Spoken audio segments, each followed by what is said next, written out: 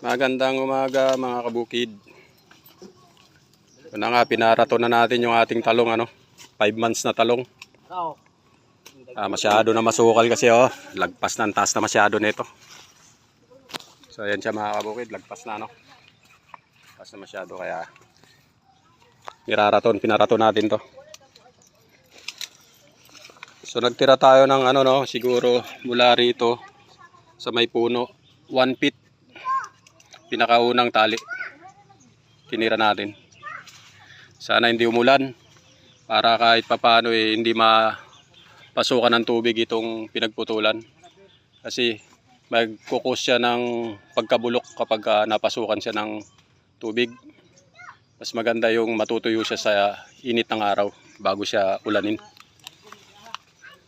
So yan lang, wala tayong tinirang dahon, ubos, pati sanga. So ito yan, yung mga pinagputulan, walang dahon sa baba.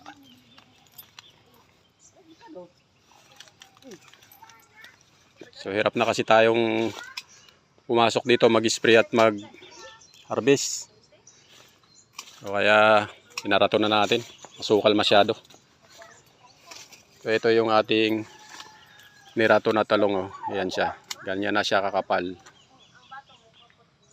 So may mga yellow mosaic pero may bunga yan. Yan.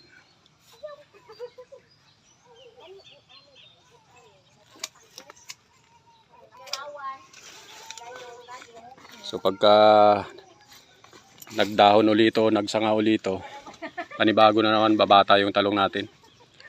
Gaganda uli yung bunga, lalaki. So naka-mulching tayo rito, kaya hindi tayo na problema rito sa damo. Kumpara dito sa kabila, wala itong mulching, kaya nagpapabuno tayo rito ng damo. So hanggang dyan lang mga kabukid, itong aking share about sa pagrarato ng talong.